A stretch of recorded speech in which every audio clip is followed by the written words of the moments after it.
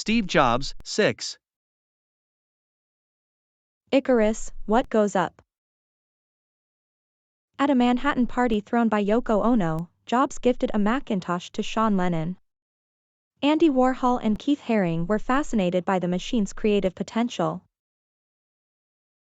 Despite buying properties, Jobs didn't move into the San Remo apartment and left the Woodside mansion unfurnished.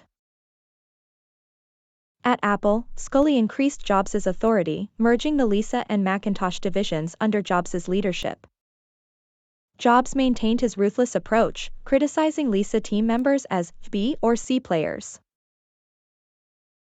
Initially, Jobs and Gates maintained a facade of friendship. However, doubts arose among the board members about Jobs' control over Scully. Steve Jobs and factory aesthetics. Steve Jobs' passion for perfection extended to the Macintosh factory. He aimed for Japanese-style discipline despite objections, causing tension with the manufacturing director. During Jobs' Europe trip, he displayed his obnoxious side. He disrupted plans, clashed with Apple's general manager, and pressured teams for higher sales forecasts, causing stress for Joanna Hoffman. Despite clashes, Jobs' ability to turn on the charm impressed observers. In Paris, he charmed audiences with a vision of computing for all. François Mitterrand's advocacy for technology and Jobs' romantic pursuits marked the Paris visit. Jobs' encounters with Jean-Louis Gassi showcased his charm and bullying tactics. Falling. The Macintosh was initially a hit, but sales declined due to significant flaws. Despite its beautiful user interface, it was slow and lacked power, causing performance issues. The Mac's graphical approach consumed significantly more memory than text-based displays like Lisa's. This led to further performance issues. Jobs' aversion to an internal hard disk and refusal to include a fan led to component failures. This earned the Macintosh the unflattering nickname, the beige toaster.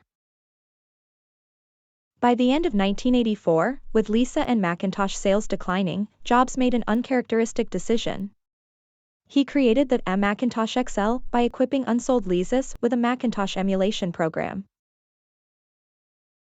In 1985, a misguided ad campaign titled Lemmings portrayed blindfolded managers marching off a cliff.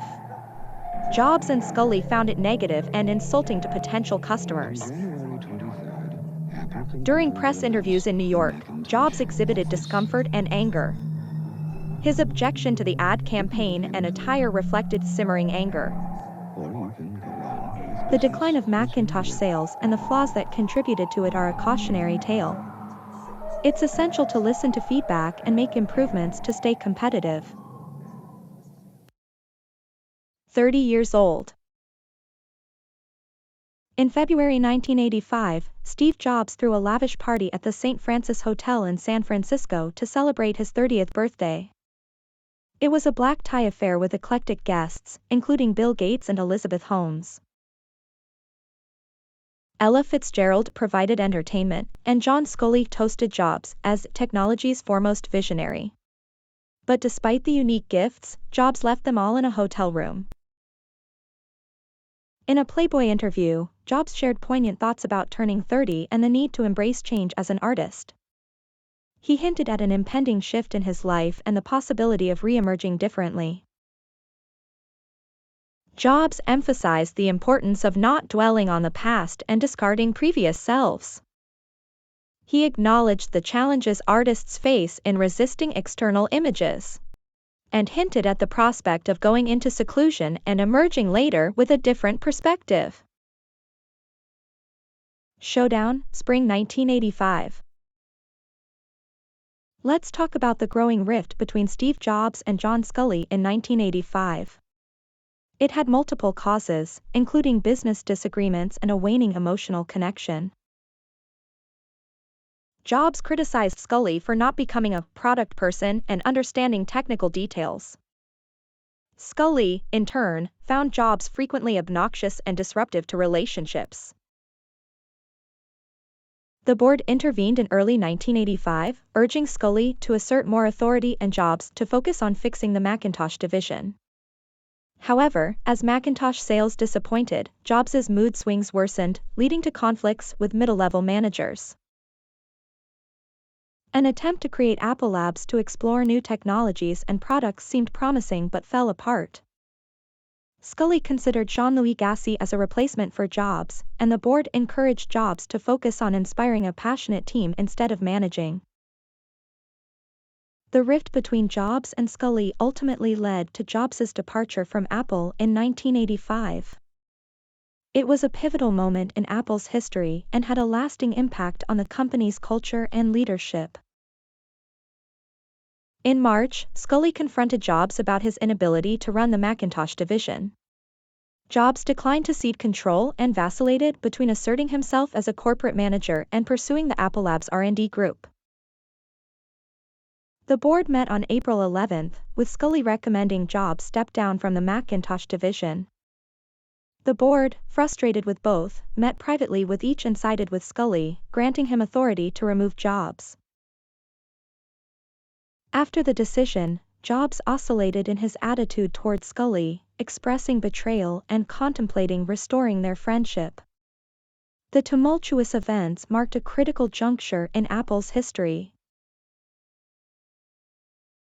Plotting a coup. In early May 1985, Jobs went to Scully's office and asked for more time to prove himself as an operations guy. Scully refused and a shouting match ensued about who was the worst manager. During the Macintosh team's quarterly review, Jobs clashed with Scully over the division's mission. Despite Scully's critique of Jobs' management, Jobs pleaded for another chance to run a division, but Scully refused.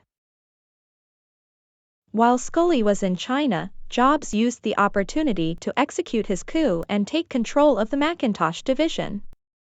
Jobs' downfall was ultimately caused by his inability to work collaboratively with others and his refusal to accept criticism.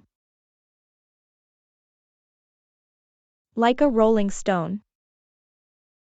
In 1985, Jobs attended a presentation on the new company order by Scully. As the organizational changes were outlined, Jobs' role was reduced to a ceremonial global visionary. Despite attempts by his support squad to lift his spirits, Jobs blamed Scully for betrayal. The loss of key father figures, like Arthur Rock, was particularly devastating. Scully publicly dismissed Jobs' relevance, shocking analysts. Jobs considered escaping to Europe, visiting Paris and Italy, trying to find solace in architecture and buying a bike. In Moscow, he clashed with the American embassy over exporting Macs to Russia. At a university speech, he praised Trotsky. Despite initial hopes of a global visionary role, Jobs' return to Apple as such seemed unlikely. The narrative closes with a foreshadowing of something significant happening in September.